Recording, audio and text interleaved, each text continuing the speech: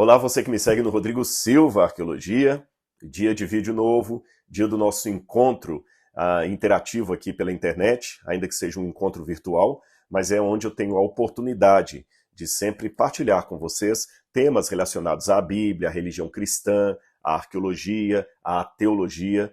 E eu sei que o título desse vídeo hoje colocou o pulga atrás de muitas orelhas por aí. O cristianismo vai morrer. Alguns devem estar pensando, o Rodrigo é um herege, ele está apresentando uma heresia, o cristianismo não vai morrer, é promessa de Deus que a igreja vai triunfar. Outros estarão pensando, não, isso deve ser daqueles títulos que eles colocam na internet só para chamar atenção para o vídeo e depois ele não vai falar nada disso. Não, não é nem uma coisa nem outra. Não estou falando heresia, vou mostrar para vocês a razão de não estar falando heresia, é muito lúcido o meu pensamento, e ao mesmo tempo não se trata apenas de uma forma atrativa de marketing. O título é literal, o cristianismo vai morrer, pelo menos na forma como nós o conhecemos. Esta é uma realidade que eu custei muito a aceitar, mas depois de refletir, orar a Deus, ver algumas situações sociais que estão acontecendo no mundo e ler a palavra com atenção nesses detalhes, eu cheguei realmente a essa admissão, repito, sem nenhum grau de alegria, de que o cristianismo vai perecer. Para eu chegar nas argumentações desse tema, deixe-me primeiro fazer alguns convites para você. Se você não é inscrito nesse canal, mas curte as coisas que eu apresento aqui, então vem o meu convite aqui. Por que você não se inscreve hoje? Venha fazer parte. É importante ter a sua inscrição aqui no canal do Rodrigo Silva Arqueologia. Também é importante você ativar o sininho de notificações e, se gostar, deixe o seu like. Também é muito importante para esse canal que você deixe o seu comentário aqui. Eu estou procurando, aos poucos, interagir mais com as pessoas ali. Alguns eu apenas ativo com like ali, o gostei, né, daquele comentário. Pode ter certeza, não é robozinho que ativa aquilo, não, sou eu mesmo. E alguns eu coloco uma frase, uma afirmação, alguma coisa assim, há pessoas que pedem oração, então eu estou procurando interagir. É lógico que como são centenas de comentários em cada vídeo, não dá para interagir com todos. Então, mesmo assim, eu quero estimular você a deixar aqui o seu comentário. Ele é muito bem-vindo. E pode ser que uma hora dessas eu consiga ler o que você escreveu aí e interagir com você, tá bem? Só peço a gentileza de sempre colocarem a sua opinião de maneira ética, respeitosa, especialmente com aqueles que pensam diferente de você. Está bem? E um outro convite que eu quero fazer, anote aí na sua agenda, eu estou reafirmando esse convite vários dias aí, porque é um evento especial que eu vou fazer agora no dia 22 de janeiro. A nossa equipe está trabalhando a mil, a todo vapor para esse evento. Ele será realizado em São Paulo. Jesus como você nunca viu. E eu tenho uma notícia ruim e uma notícia boa para dar para você. A notícia ruim é que o lugar, ali o auditório que foi alugado para fazer esse evento, já está lotado. Todas as inscrições que foram ofertadas já encheram, as pessoas já se inscreveram e já encheram o auditório. Não temos mais condição de colocar nenhuma cadeira lá. Por um lado, eu louvo a Deus por isso, foi muito rápido. Agora, por outro lado, havia muitas pessoas, mas eu quero participar, como é que eu faço para ir? Então a equipe tomou a decisão de transmitir pela internet o evento. É lógico, você não vai estar tendo o sabor de estar ali pessoalmente, presenciando tudo, mas você vai poder acompanhar da sua casa, tá bem? Agora anote isso e não esqueça, porque é muito importante. Para você poder acompanhar essa programação, você vai ter que clicar no link que eu vou deixar aqui no final desse vídeo, porque esse link vai falar para mim que você tem interesse e a nossa equipe vai mandar para você o link da transmissão. Então é muito importante ter a sua presença aqui, a sua inscrição aqui, tá bem? Quanto que eu tenho que pagar, Rodrigo? Não, para quem assistir de casa vai ser gratuito, você não vai pagar nada. Houve uma cobrança dos que estão assistindo presencialmente, até para ajudar também nos custos ali, mas para você que vai assistir de casa não vão cobrar nada. Então você pode assistir do Amapá, do Piauí, de Pernambuco, Minas Gerais, Bahia, até de fora do Brasil, se você estiver, tá bom? Então, no dia 22 de janeiro, será às 19h30, você vai entrar no link aqui, vai se inscrever e a gente vai mandar o link para você poder assistir o link do vídeo lá no dia. Você vai assistir ao vivo, tá certo? Dia 22 de janeiro, não esqueça. O Jesus como você nunca viu. Bom, então vamos ao assunto que eu falei que é o tema polêmico. Por que eu acho que o cristianismo vai morrer? Esse meu insight, ele começou a ocorrer a partir de várias situações que eu fui recolhendo ao longo desses anos, visitando outros países, especialmente países da Europa, e vendo como as igrejas estão cada vez caindo ali. Houve um casal de amigos que voltaram da Europa para o Brasil, e uma das razões pelas quais eles voltaram para o Brasil é na esperança de criar os seus filhos dentro do Evangelho. E o marido desse casal acabou falando comigo assim, olha, na Europa a situação está tão drástica que muitos colegas estão falando assim, o meu alvo, o meu objetivo é que o meu filho chegue na idade adolescente e adulto, pelo menos acreditando em Deus. Olha que ponto chegamos. Pais religiosos, frequentadores de igreja, que levam os filhinhos para a escola bíblica da Europa, estão chegando à conclusão que se o filho dele chegar à fase adulta crendo em Deus, eles já vão agradecer aos céus por essa bênção. Eles já nem cogitam mais a hipótese do filho ficar na igreja, porque eles já sabem que o filho vai sair da igreja. Olha que ponto. Nos Estados Unidos a coisa já não está tão diferente. Você vê que tem muitas igrejas, na América e na Europa, que estão fechando as portas e virando pubs ou bar. Tem muitas igrejas. Eu vi uma igreja lá na Inglaterra que ela virou um lugar para jogar sinuca, um centro de bilhar. Então você vê, o cristianismo parece que está morrendo. E o que está acontecendo? E para você não pensar que é apenas uma impressão gratuita de minha parte, tem um instituto, o Pew Research Forum, o Pew Research Center, é um fórum de discussões e é um centro de pesquisas sediado nos Estados Unidos, muito sério, que trabalha com pesquisa tabulada, pesquisa de campo, estatística, muito bem organizadinho, e dá dados muito importantes a respeito do cristianismo. Muitos alunos de doutorado que aplicam para a área de teologia aplicada, eclesiologia, crescimento de igreja, recorrem a dados que o Pew Center cria a partir das suas pesquisas, que eles conseguem divulgar, melhor dizendo, a partir das suas pesquisas. E eu tenho uma pesquisa aqui no meu computador, ela já tem alguns anos, ela não é tão novinha, ou seja, os dados que eu vou apresentar para você, que já são drásticos, já estou antecipando, são dados preocupantes, eles já estão desatualizados. Há dados piores do que o que eu vou apresentar aqui. Essa pesquisa, ela tem 310 páginas. Então, quer dizer, um calhamaço. E ali, o fórum percebeu, em primeiro lugar, que a proporção de cristãos no mundo, estou com ela aberta aqui, eu não vou ler as 310 páginas para você, só vou dar uma visão. A proporção de cristãos no mundo caiu de 35% para 32%. Isso nos últimos aproximadamente 100 anos, do início do século XX para cá, aproximadamente. De 32% da fatia populacional do mundo para 32%. Ou seja, o cristianismo perdeu 3 pontos percentuais. É muita gente. Em contrapartida, o islamismo está só crescendo. Só crescendo.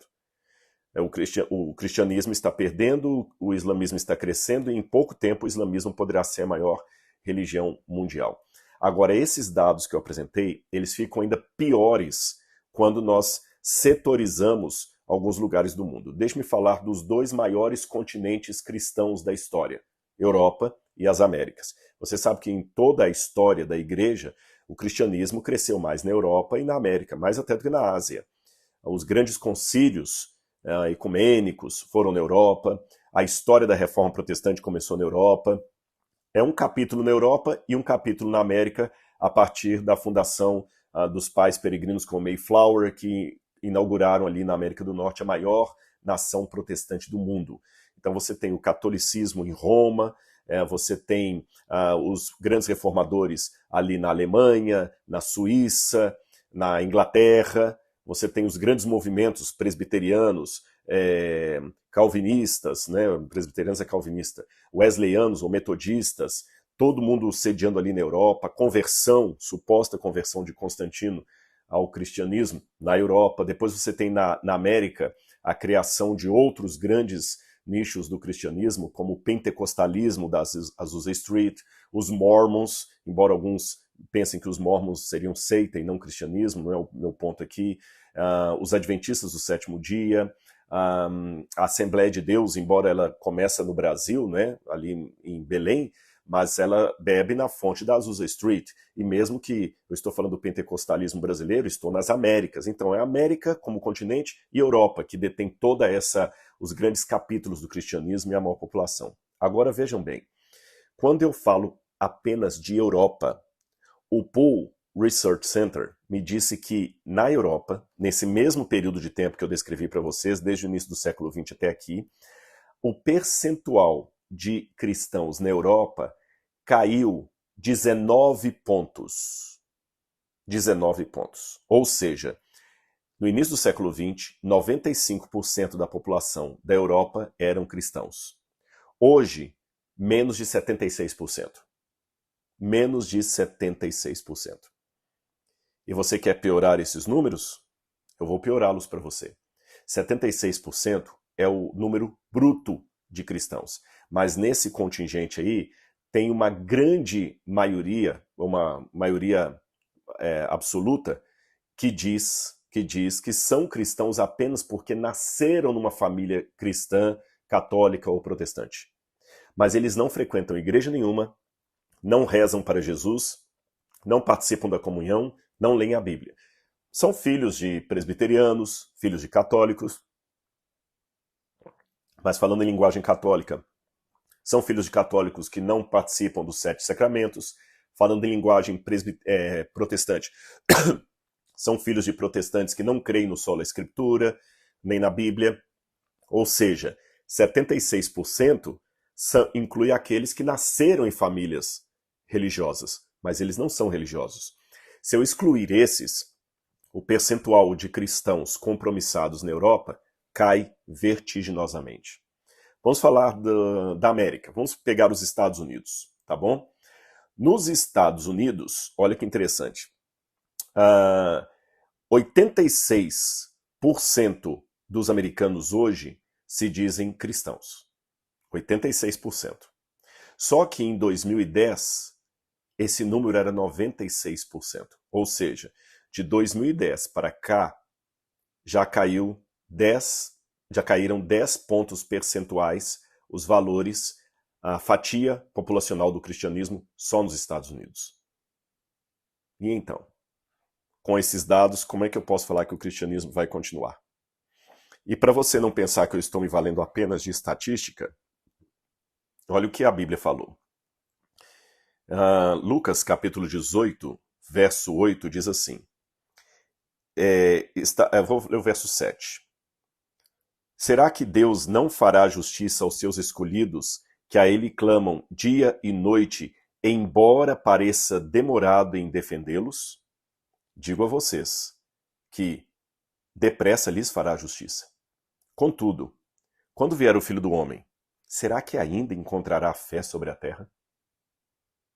Olha bem, a profecia de Jesus não é que ele vai pegar um mundo crente. Pelo contrário. A demora da justiça de Deus, a tardança, que ainda que seja aparente, mas é uma tardança ainda que aparente, que ele fala assim, o clamor dos escolhidos né? O Senhor não virá fazer justiça, ainda que pareça demorado em defendê-los. Aí Jesus fala assim, não, ele virá rápido fazer justiça. Porém, esse rápido depende da ótica. E ele fala, será que quando o Filho do Homem vier, ele ainda vai encontrar fé sobre a terra? Olha bem. Por um lado, você tem Jesus falando, e será pregado o evangelho do reino a testemunho em todas as nações, então virá o fim.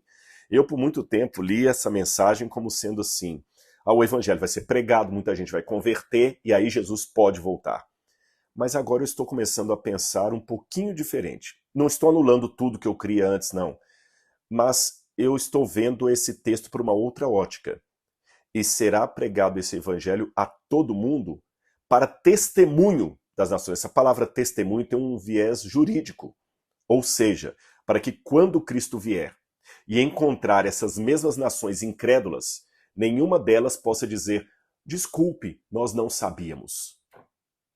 Então o evangelho vai ser pregado em todo o mundo, em testemunho a todas as nações, não para converter todas as nações, para deixar claro que quando elas decidirem não seguir a Cristo, o fizeram de maneira consciente. Uma outra passagem análoga a isso aqui, para mim, é Marcos capítulo 13, versículo 6, quando diz assim, versículo 5, tenham cuidado para que ninguém os engane. Muitos virão em meu nome dizendo, sou eu, e enganarão a muitos. Essas passagens, irmãos, me levam a crer que o tipo de fé que haverá no mundo no fim dos tempos não será a fé cristã pregada por Jesus. Essa fé cristã, como foi pregada por Jesus, será a fé da minoria, porque a maioria vai ter fé sim no anticristo. Então esse cristianismo, como nós conhecemos, baseado na palavra de Deus, baseado na fé, ele vai morrer. Ele vai morrer. Quando Jesus prometeu sobre essa pedra edificarei minha igreja e as portas do inferno não prevalecerão contra ela, temos que definir o que é essa igreja que ele está falando. Eu não estou mais convicto que será uma grande instituição mundial, com prédios, com canais de TV, estádios de futebol, tem algumas igrejas que têm até estádio de futebol. Eu acredito que vai ser uma fé de uma minoria que vai continuar fiel aos princípios de Deus, quando a maioria, para não ser perseguida ou prejudicada, vai ceder à sedução e às imposições do anticristo. E curioso, ele é anticristo, ele não é anti-Maomé, ele não é anti-Buda, ele não é anti-Confúcio, ele é anticristo. E a palavra anti em grego, ela não tem apenas o significado de contra, como nós pensamos. Essa preposição anti em grego significa o contra que se coloca no lugar de. Então ele vai aparecer, ele vai aparentar ser Jesus. Não é à toa que uma das características da segunda besta do Apocalipse é que ela tem aparência de cordeiro, mas fala como dragão. A aparência de cordeiro, quem é o cordeiro no Apocalipse e também no Evangelho de João? É o próprio Cristo. Então ela tem a aparência do Cristo, mas ela fala como dragão. Aliás, se você fizer uma análise detida no Apocalipse, você vai perceber que o anticristo, ele imita a Cristo em todos os detalhes. Jesus aparece no início do Apocalipse capítulo 4 como sendo um cordeiro degolado, porém vivo, sentado no trono que lhe é dado por Deus o Pai. Depois a besta do Apocalipse aparece no capítulo 13, também com uma das cabeças degoladas, e ela se assenta no trono que lhe é dado pelo dragão. O Cristo verdadeiro sela os 144.000 na sua testa com o seu selo. A besta do Apocalipse também coloca uma marca na testa e na mão de todos aqueles que aderirem ao seu reino. E o reino e o mundo se tornou do nosso Senhor e seu Cristo, diz uma passagem da Bíblia. Outra passagem diz, e a terra se maravilhou seguindo a besta e dizendo quem pode pelejar contra ela. Então a besta imita muito a Jesus, mas não o caráter de Jesus. A besta é como se fosse uma bolsa falsificada da Louis Vuitton, da mais cara bolsa da Louis Vuitton, ela seria uma bolsa falsificada como aquela. Tão bem falsificada que até um especialista teria dificuldade para perceber qual é qual. Mas ela não tem a qualidade da original. Ela não tem a qualidade, mas como tem a aparência, ela engana muita gente. E o diabo vai tentar enganar, se possível, diz a Bíblia, até os escolhidos. E como é que eu estou vendo essa sutileza? Através de alguns movimentos que estão surgindo dentro do próprio cristianismo. Veja, o que nós estamos vendo agora. Não é novidade que o mundo está hostil à mensagem cristã. Essa história de falar de pecado, salvação, ela não faz muito sentido. Eu até vi um dia desse uma frase que eu notei aqui que eu achei interessante, alguém escrevendo na internet. Olha o que a pessoa colocou. Pena que está anônima a frase, mas ela reflete para mim muito do que é dito hoje. Ela está em inglês, então vou traduzir para vocês.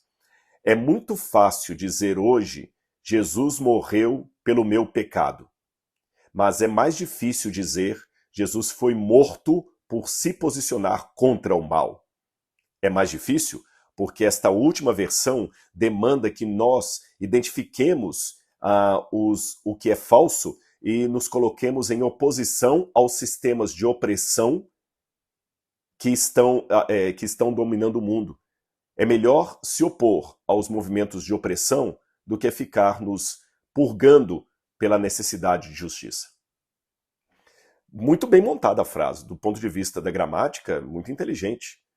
Realmente, se eu falar para o mundo assim, Jesus morreu pelos nossos pecados. Legal, né? Agora, se eu disser num grupo principalmente de pessoas de mente secularizada, de artistas, de influencers, de livre pensadores, Jesus foi morto porque se levantou contra o sistema de opressão que havia em seu tempo. Jesus foi aquele que teve a coragem de ser mártir porque enfrentou com força os opressores de seu tempo. Parece muito mais atual. Aí você equipara Jesus a um sabor mais palatável para a mente pós-moderna. Jesus é como se fosse um revolucionário, alguém que não ensinou os pobres a levarem desaforo para casa, que ensinou os pobres a se levantarem contra a classe opressora.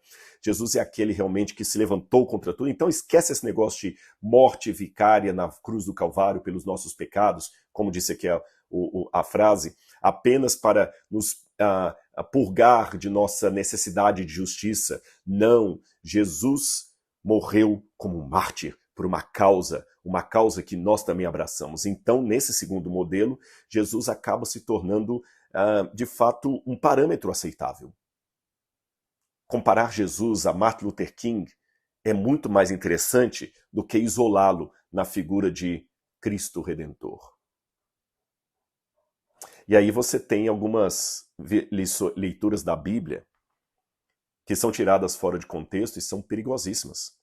Quer ver uma que eu chamo esse grupo, eu não, na verdade muitos teólogos hoje estão chamando esse movimento que está surgindo agora de cristianismo progressista. Esse cristianismo progressista que cria frases como esta que eu acabei de ler para você, é um cristianismo que procura ser uma resposta ao descontentamento mundial em relação à fé cristã tradicionalmente ensinada. Eu vou explicar para você. Muitos sociólogos estão dizendo que, devido aos dados que eu apresentei e outros que eu poderia apresentar aqui, estamos de fato vivendo uma era pós-cristã. Não sei se você já ouviu falar disso por aí, mas assim no crivo da história, você sabe que os filósofos apresentam a história com nomes específicos. Não só os historiadores fazem isso com Idade Média, Idade Moderna, Idade Contemporânea, mas também os filósofos. Aí você tem, por exemplo, a Sociedade Líquida, do Bauman, é um nome que se dá para uma época. Você tem pós-modernismo, pré-modernismo, esses nomes que são dados assim, contracultura, são nomes que a filosofia dá para determinados períodos da história. E um desses nomes, dado ao nosso momento, é vivemos na era pós-cristã. Porque aquele cristianismo puro e simples de C.S. Lewis, ou aquele cristianismo pregado pelos apóstolos, ele não dá mais conta das realidades atuais. Precisamos de um cristianismo mais social, mais preocupado com questões da ecologia, do cenário mundial, um cristianismo mais voltado para ações sociais, um cristianismo mais voltado para as questões econômicas, para a política. Então, não tem mais lugar na sociedade moderna para aquele cristianismo antigo, de Lutero, de Zwinglio, de Calvino, de Agostinho de Hipona, de Irineu de Lyon, do apóstolo Paulo. Não. Temos que ressignificar isso aí. Então, para que o cristianismo não morra, vamos salvar a fé cristã, criando um novo tipo de cristianismo adaptado, atualizado, mais em diálogo com o mundo contemporâneo, para que ele não vire peça de museu. Aí vem o cristianismo progressista. E uma das marcas desse cristianismo progressista que você deve ver em muitas pregações aí, é aquelas pessoas que sempre leem passagens da Bíblia, como por exemplo, eu tenho várias aqui, Mateus capítulo 9,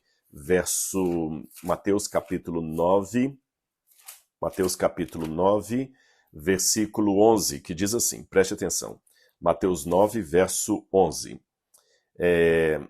Vendo Jesus e os seus discípulos, então os fariseus perguntavam aos discípulos de Jesus, por que o mestre de vocês come com publicanos e pecadores? Há várias passagens da Bíblia onde Jesus é descrito como alguém que come com publicanos e pecadores. Com base nesse jargão diversas vezes repetido na Bíblia, quase sempre na acusação dos fariseus, com exceção de uma vez ou outra em que Jesus falou, olha, publicanos e pecadores e prostitutas vos antecedem no reino. Então a leitura que o cristianismo progressivo faz disso aqui é, tá vendo? Jesus amava todo mundo. Jesus estava sempre comendo com publicanos e pecadores. Então eu, como pastor, eu como padre, não tem problema nenhum estar lá na balada tomando uma cervejinha com a galera da igreja, porque Jesus estaria ali também. Não há problema nenhum em aceitarmos coisas que os antigos condenavam, porque Jesus estava também, na época dele, indo na contramão da religião tradicional, institucionalizada. Aliás, falando até em religião, uma das marcas também do cristianismo progressivo é ser contra o rótulo religião. Jesus não pregou religião, ele pregou o reino. E o reino não é religião, não é instituição religiosa. Então não podemos ter religião. Só uma advertência aqui. Quando eu falo cristianismo progressivo, é lógico que esse é um nome generalizado, mas dentro desse papel tem muitas linhas de pensamento, algumas até contraditórias umas às outras, tá bem? Estou falando de uma maneira mais genérica. Mas uma grande parte de cristãos progressistas dizem, eu sou cristão, não sou religioso. Por exemplo, Jesus comeu com pecadores, então qual o problema de aceitarmos uma relação matrimonial que a Bíblia condena? Qual o problema de aceitarmos uma festa, uma balada, até um uso da maconha, por exemplo? O cristão pode aceitar maconha? Por que não? Isso é uma questão de saúde pública, não é questão de fé. O cristão pode... A gente não pode ficar nessas picuinhas de igreja, sabe? De roupa, de comida, de dia de guarda... bobagem tudo isso. É lógico que eu estou colocando de uma maneira aqui que nem todos se adequam. Tem muitos que vão falar, peraí, eu sou um cristão progressivo, mas eu não acho que podemos fazer tudo. Eu sei que alguns vão objetar isso, mas na prática eles acabam fazendo tudo. Por exemplo, nessa onda de Jesus aceitava todos, o cristão progressista, ele geralmente condena o condenar. A igreja não deve falar que isso aqui é proibido, que isso aqui é pecado, porque é proibido proibir. Por isso que os jovens estão afastando, que você já proíbe a masturbação dele, proíbe que ele fume uma maconhinha, proíbe que ele vá para balada, proíba que ele faça sexo antes do casamento, proíbe tudo. Então a igreja vira um porre. Então, sabe, é melhor, ao invés de condenar a balada, levar Cristo até a balada, como no Evangelho ele foi levado a comer com publicanos e pecadores. O problema de muitos discursos não é o que ele diz, mas é o que falta ser dito. De fato, a Bíblia diz que Jesus comia com publicanos e pecadores. A pergunta é, eles continuavam publicanos e pecadores depois de comer com Jesus? Deixa eu explicar, a palavra pecadores aqui não é aquele sentido de pecadores que todo mundo peca, como Paulo falou, porque todos pecaram e carecidos estão da glória de Deus. Porque senão a pergunta acaba sendo um tiro no pé, porque eu me entreguei a Cristo e continuo pecador. O sentido aqui da palavra publicanos e pecadores é uma expressão idiomática dos evangelhos usada pelos judeus e pelos romanos da época, sempre que falavam do publicano, vinculavam o publicano a todo tipo de escória social, tá certo? Tanto é que os publicanos eram chamados de donos de bordéis pelos romanos. E os judeus chamavam os publicanos, que eram cobradores de impostos, de prostitutas. Então, sempre que falava dos publicanos, entendeu? É como você fala assim, sempre que eu falar de um clássico de futebol no Rio de Janeiro, você fala o Fla-Flu, porque geralmente o que pega mais fogo no Mineirão, no Maracanã, perdão, é quando tem Fluminense e Flamengo, então é o Fla-Flu, todo mundo já sabe o que é. Então eu falava, publicanos e pecadores era um jargão da época, era um jargão. Então por isso que eu fiz a pergunta, sendo um jargão que publicanos e pecadores significava cobradores de impostos e todo mundo que não prestava na sociedade, é nesse sentido que eu fiz a pergunta. Jesus comia com eles, mas isso significa que eles continuassem a vida toda na prática dessas coisas? Você acha que Levi Mateus continuou publicano depois que ele passou a ser apóstolo de Jesus, ou ele abandonou a prática publicana? Tanto é que ele estava sentado na mesa da coletoria de impostos, e quando Jesus o chamou, a Bíblia fala que ele abandonou a sua mesa e seguiu Jesus. E muitos que leem essa passagem, Jesus comia com publicanos e pecadores, sempre para dar margem a essa moralidade mais laça, que permite tudo dentro da igreja, que a igreja tem que aceitar tudo. Detalhe, a igreja tem que aceitar a todos, mas a igreja não tem que aceitar a tudo. Existe uma diferença aqui de palavras, de semântica, tá bem? Mas como o cristianismo progressivo mistura as duas coisas, a igreja tem que aceitar todos, indo todos, tudo, Então só ficam lendo essas passagens. Jesus comia com publicanos e pecadores. Tá.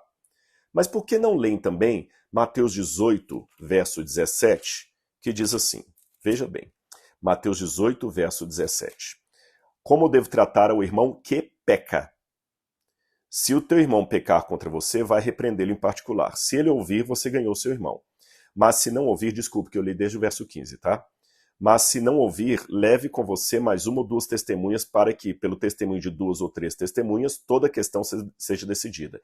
E, olha a continuação, se ele recusar ouvir essas pessoas, exponha o assunto à igreja. E se ele recusar ouvir também a igreja, considere-o como gentil e publicano. Então Jesus recebia o publicano dentro da igreja. Mas isso não significava que a igreja ia deixar o publicano continuar sendo publicano. Porque se a pessoa continuasse tendo um pecado grave, a igreja deveria tratá-lo como gentil e publicano. Ora, será que agora Jesus se tornou então um segregacionista? Imagine. O que quer dizer tratar como publicano? Eu imagino muita gente do chamado Evangelho do Amor questionando hoje assim, o que quer dizer tratar como publicano? Não sei. Jesus falou. Também esquecem que Zaqueu, que era um publicano, quando se converteu a Jesus, a primeira coisa que ele fez foi devolver aos pobres o que ele tinha roubado deles e também ajudar os outros com a outra metade da fortuna dele. Ele deixou de ser publicano. Outra passagem, Mateus capítulo 5, verso 46, diz assim, Mateus capítulo 5, verso 46. Porque se vocês amam apenas aqueles que os amam, que recompensa terão? Os publicanos também não fazem o mesmo? Eu gosto desse versículo aqui porque muitas pessoas que pregam a paz, o amor e a solidariedade, que é um jargão do cristianismo progressista, ele se esquece de levar esse discurso para os que pensam diferente dele. Porque ele só ama incondicionalmente os que estão na mesma agenda, na mesma plataforma, no mesmo partido, com os mesmos objetivos. Ele não ama com o mesmo ardor o conservador da igreja. Não, esse tem que ser denunciado, porque ele representa o sistema de opressão. Ele não respeita aquela pessoa porque, não, eu tenho que tratar bem, eu tenho que amar. Jesus falou, olha, se vocês amam apenas aqueles que vos amam, que recompensa vocês terão? Porque os publicanos fazem a mesma coisa. Jesus aqui está falando de maneira pejorativa do publicano. Sabe, então essas coisas me fazem ter uma preocupação muito grande com o que está acontecendo. Tem um livro, eu estou com ele aqui até no meu computador, Kissing Fish. Kissing Fish, a tradução literal seria peixe beijante. Christianity for people who don't like Christianity. Tradução. Peixe beijante. Cristianismo para pessoas que não gostam de cristianismo. Foi escrito pelo pastor Roger Wolfson. Esse pastor defende o cristianismo progressista que eu falei. E o título do livro, que eu bato palma para o marketing, é sensacional. Lembra que o símbolo do cristianismo é um peixinho? Então ele pegou peixe que beija, um beijo afetuoso. Vamos fazer um cristianismo mais palatável. Vamos fazer um cristianismo para pessoas que não gostam de cristianismo, porque o peixe tradicional não beija. Ele recrimina, ele condena, ele fala do pecado, ele fala do juízo final. E nesse livro tem algumas coisas interessantes, porque sendo ele um pastor de mentalidade progressista, ele não fala em tom pejorativo, ele defende essa pauta. Por exemplo, ele acha que a igreja deve falar mais de ecologia e trocar esses temas pesados de salvação, de divindade de Jesus, por temas mais apropriados, sociais, como ecologia, humanismo, que não deve ser confundido com humanitarianismo. Humanitarianismo é fazer o que Madre Teresa de Calcutá fez. Isso é humanitarianismo, a agência humanitária. É fazer a caridade, é levar o pão ao seu semelhante. Isso é humanitarianismo. Humanismo é pegar aquele ser humano e colocar no centro da existência. Tudo agora gravita em torno do ser humano cristão. Eles falam também muito de uma hermenêutica a partir de Jesus. Você quer saber se uma coisa é real ou não? Passe por Jesus. Não, passou pelo crivo de Jesus, não caiu? Esquece. Sabe? Esquece aquilo ali. Então, por exemplo, Moisés falou do juiz, tá, mas Jesus falou o quê? até confundem que Jesus aparentemente contrariou Moisés, quando Jesus disse, vocês ouviram o que foi dito aos antigos, eu, porém, vos digo. Na verdade, ali Jesus não estava contrariando Moisés, meus amigos. Se nós lermos Mateus capítulo 5, verso 17, Jesus fala que ele não veio destruir a lei e os profetas, ele veio cumprir. E ele ainda dá mais ênfase, ainda que o céu e a terra passem, nem um i, nem um tio jamais passará da lei, sem que tudo se cumpra. E ele continua dizendo, qualquer que violar um desses pequenos mandamentos e assim ensinar aos homens, será considerado mínimo no reino dos céus. Aquele, porém, que os ensinar, esse será considerado grande no reino dos céus. Foi depois desse preâmbulo que Jesus falou, eu sei o que foi dito aos antigos, não faça isso, eu, porém, vos digo. Vejam, Jesus está entrando em contradição, porque no começo ele fala que não veio anular a lei nem os profetas, mas cumprir e que nós devemos ensinar a lei e os profetas, e agora fala, eu sei o que foi dito, eu, porém, vos digo. Jesus aqui não está fazendo referência aos escritos de Moisés, mas à tradição oral dos rabinos. Você sabe que os judeus, desde a época do Segundo Templo, a época de Jesus, eles tinham duas tradições que ambas são formadoras de doutrinas no judaísmo. A tradição escriturística, a lei e os profetas, que nós cristãos chamamos de Antigo Testamento, e a tradição oral, a Pirkei Avot, a tradição dos pais, tá certo? Foi essa tradição dos pais que virou, a partir do final do primeiro século, início do segundo, o chamado Talmud, com a Gemara, a Mishnah, que hoje o Talmud é em grande parte o fio condutor do comportamento judeu. Muitos judeus hoje têm a sua fé baseada não nas escrituras, mas no Talmud, na opinião dos rabinos. O Talmud é a transformação por escrito daquela tradição oral que havia no tempo de Jesus. Então, quando Jesus falou assim, eu sei o que foi dito, ele não está se referindo ao Antigo Testamento. Mesmo que, aparentemente, ele fale de algo que está lá. Eu sei o que foi dito aos antigos, não matarás. Mas quando Jesus, em 100% dos casos, está se referindo às Escrituras, ele fala, está escrito. Está escrito. Quando ele fala, foi dito aos antigos, mesmo porque algumas das falas que ele diz aqui foi dito aos antigos, não está no Antigo Testamento. Está conforme a tradição oral. É a essa tradição oral que Jesus está questionando. Como ele falou assim, pela tradição de seus pais, vocês transgridem o mandamento de Deus. Então é uma hermenêutica tomada completamente errada por aqueles que pegam isso para falar que Jesus anulou o Antigo Testamento e tudo mais, e que não precisamos mais dar conta disso aqui. Até Paulo, pasmem, até Paulo é questionado por alguns setores do cristianismo progressivo que falam que Paulo também não entendeu a graça. A graça está só no Evangelho e na interpretação daquele que faz. Bom, para finalizar isso aqui, gente, eu queria dizer para vocês que a minha primeira experiência com o cristianismo progressista foi quando eu estudei com os jesuítas e vi a teologia da libertação. E era muito sedutor o discurso, não vou mentir para vocês. A teologia da libertação era fantástica na época. Até um dia que eu percebi uma palestra de Carlos Masters, onde ele começou a ensinar que o milagre da multiplicação dos pães não foi nada sobrenatural. Na versão desse teólogo, o milagre consistiu apenas numa questão social. Jesus tinha alguns ali seguindo, alguns tinham pão, outros tinham peixe e a maioria não tinham nada. Quando os que tinham pão e peixe começaram a dividir o seu alimento com os que não tinham nada, no final das contas, todo mundo comeu. O discurso de Jesus é que operou o milagre. Que milagre? Convencer quem tinha pão e quem tinha peixe a dividir o seu alimento com quem não tinha nada. Do ponto de vista social, do ponto de vista pós-moderno, essa versão é muito mais atraente do que dizer que Jesus pegou 5 pães literais e 2 peixes e multiplicou para alimentar milhares de pessoas. A outra faz mais sentido intelectual, é mais politicamente correta, é mais atrativa, porém é mais perigosa. Porque pegou uma pauta legítima, que é a pauta social, uma notinha de rodapé.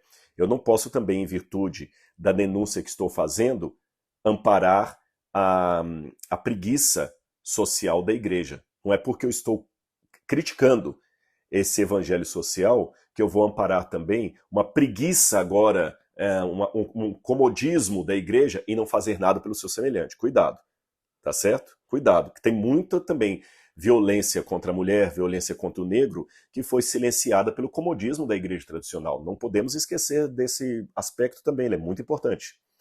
Mas o perigo do outro grupo Se o perigo do primeiro é negligenciar uma pauta importante, digo dos tradicionais, se o perigo dos tradicionais é negligenciar uma pauta importante, como a pauta social, a solidariedade, o perigo do progressista é pegar essa pauta e colocá-la no lugar onde ela não deveria estar, no coração do evangelho. É aquilo ali, pá!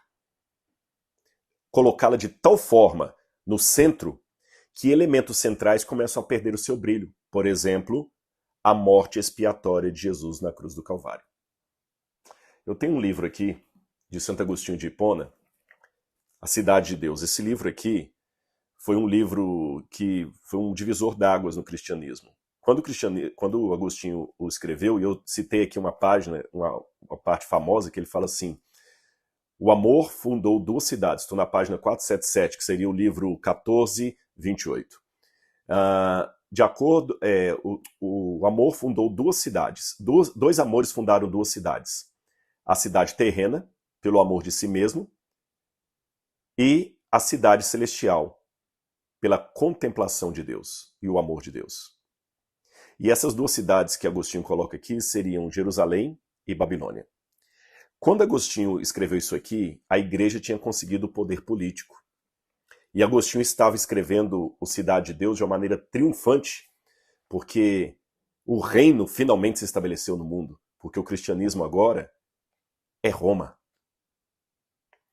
O grande problema dessa pregação tão bonita de Agostinho, porque ele escreve bem, o homem era um poeta para escrever, poucos cristãos escreveram como Agostinho, é que ele não percebeu que em enaltecer o poder terreno da igreja, quando ela assumiu a hegemonia romana, ele esqueceu da mais importante promessa do Novo Testamento, que é a volta de Jesus. Em consequência disso, a doutrina do segundo advento quase morreu. E por pouco o cristianismo se tornou uma instituição tão secularizada que já não tinha quase nada a ver com os apóstolos. E você sabe o saldo devedor que isso gerou na Idade Média e início da Idade Moderna, com tantos mandos e desmandos em nome de Deus, na institucionalização da fé, que colocou a igreja no lugar onde ela não deveria estar. Veja, a igreja é um tema importante, mas quando a igreja foi colocada no lugar onde ela não deveria estar, criou-se um cristianismo institucionalizado e apostatado, que perseguiu e matou muitas pessoas na Idade Média. Assim como a igreja, embora tema importante, colocada no lugar errado, leva o cristianismo à heresia e à autodestruição, essas pautas que o cristianismo progressista quer elevar hoje em dia, também colocarão o cristianismo em apostasia e destruição, prontinho para receber o anticristo. Como é que eu termino essa minha fala preocupante? Sim, meus irmãos, o cristianismo vai morrer. Ele vai dar lugar a um outro tipo de cristianismo, do qual eu não quero fazer parte. Não porque eu sou ufanista, me acho melhor do que os outros crentes, não. É porque eu quero desesperadamente ir para o céu. Tenho a plena consciência dos meus pecados e do sangue derramado por mim na cruz do Calvário. E eu não posso me abster de pregar o Cristo crucificado e a volta do Cristo crucificado e ressurreto. Porque senão, o que será da minha vida? Eu espero que você também tome a mesma decisão. Não posso julgar ninguém. Não sei quantos farão parte dessa minoria que continuará fiel ao cristianismo apostólico. Eu só sei que, pela graça de Deus e não por méritos próprios, eu quero estar entre eles. Que seja a sua decisão hoje também. Principalmente quando o cristianismo estender suas mãos através do abismo e abraçar as correntes satânicas que vêm transfiguradas como anjos de luz. Que Deus abençoe você. Um grande abraço. Até o nosso próximo encontro.